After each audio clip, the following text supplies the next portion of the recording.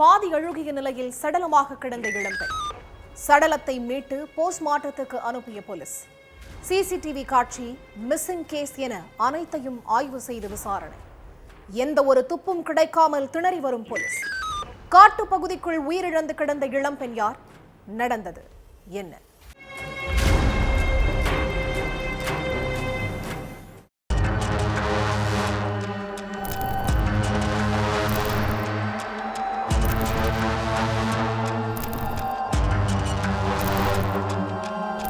அடர்ந்த காட்டு பகுதியில மயானம் ஒண்ணு இருக்கு.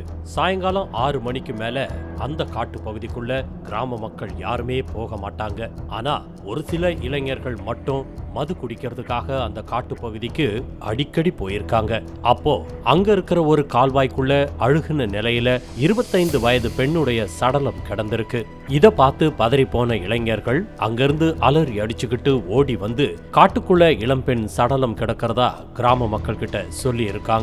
இதனால ஒட்டுமொத்த கிராமமும் அந்த கால்வாய் இருந்த பகுதிக்கு போய் சடலத்தை பார்த்து ஒரு நிமிஷம் திகைச்சு போய் நின்னு இருக்காங்க. அப்போ அங்க இருந்த ஒருத்தர் போலீஸ் ஸ்டேஷனுக்கு போன் பண்ணி தகவலை சொல்லி இருக்காரு. உடனே சம்பவ இடத்துக்கு வந்த போலீஸ் முதல்ல சடலத்தை ஆய்வு பண்ணி இருக்காங்க. உயிரிழந்த பெண் யாருன்னு தெரிஞ்சுக்க ஐடி ப்ரூஃப் ஏதாவது சிக்குதான்னு பார்த்துருக்காங்க. ஆனா அதுல எந்த ஒரு ஆதாரமும் போலீஸுக்கு கிடைக்கல. அதையடுத்து உயிரிழந்த பெண் யாரு, அவங்க எந்த ஊரை சேர்ந்தவங்க, உங்களுக்கு இந்த பெண் யாருன்னு தெரியுமான்னு அங்க இருந்த கிராம மக்கள் கிட்ட போலீஸ் கேட்டிருக்காங்க. அதுக்கு உயிரிழந்து கிடக்கிற பொண்ணை பத்தி எங்களுக்கு எதுவும் தெரியாதுன்னு கிராம மக்கள் சொல்லிட்டாங்க. அதையடுத்து தடயவியல் நிபுணர்களையும் மோப்ப நாய்களையும் வர வச்ச போலீஸ் சோதனை பண்ணியிருக்காங்க. அதுல இளம்பெண் உயிரிழந்து கிட்டத்தட்ட 10 நாளைக்கு மேல ஆகிருச்சுன்னு, உடல் பாதி அழுகி போயிருக்கிறதால சரியா சடலத்தை போஸ்ட்மார்ட்டமும் பண்ண முடியலன்னு தெரிய வந்திருக்கு.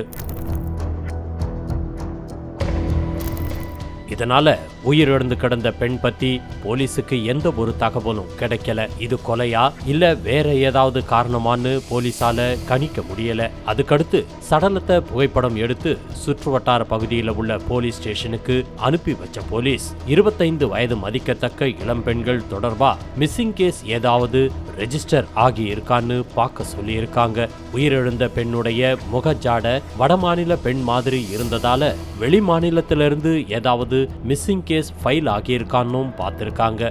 ஆனா எந்த ஒரு போலீஸ் ஸ்டேஷன்லயும் மிஸ்ஸிங் கேஸும் ஃபைல் ஆகல. அதுக்கடுத்து அந்த ஏரியால உள்ள கடைகள்ல பொருத்தப்பட்டிருந்த சிசிடிவி, சாலைகள்ல பொருத்தப்பட்டிருந்த சிசிடிவி எல்லாத்தையும் எடுத்து ஆய்வு பண்ணியிருக்காங்க போலீஸ். ஆனா அதுலயும் இளம்பெண் அந்த வழியா போன மாதிரி எந்த ஒரு அறிகுறியும் இல்லை. ஆத்துப்பட்டி கிராமத்துல 100க்கும் மேற்பட்ட குடும்பங்கள் வசிச்சுக்கிட்டு இருக்காங்க. இங்க அதிக மில் கம்பெனி இருக்குதுன்னு கூறப்படுது. அங்க நிறைய வடமாநில பெண்கள் தான் வேலை பார்த்துக்கிட்டு இருந்திருக்காங்க. இதை தெரிஞ்சுக்கிட்ட போலீஸ் அந்த வடமாநில பெண்கள் கிட்டையும் விசாரிக்க ஆரம்பிச்சாங்க. ஆனா அவங்களும் எங்களுக்கு எதுவும் தெரியாதுன்னு சொல்லிட்டாங்க. அதுக்கு பிறகு சடலத்தை புகைப்படம் எடுத்த போலீஸ் பேப்பர்ல அட்வர்டைஸ்மெண்ட் கொடுத்தும் போஸ்டர் அடிச்சு ஒட்டியும் இளம்பெண் பத்தி தகவலை சேகரிக்க முனைப்பு காட்டியிருக்காங்க. இளம்பெண் உயிரிழந்து கிட்டத்தட்ட 1 மாசத்துக்கு மேல ஆகுது. ஆனா இப்போ வரைக்கும் போலீஸால உயிரிழந்த பெண் யாருன்னு, அவங்க கொலை செய்யப்பட்டாங்களா இல்ல வேற ஏதாவது காரணமானும் கண்டுபிடிக்க முடியல.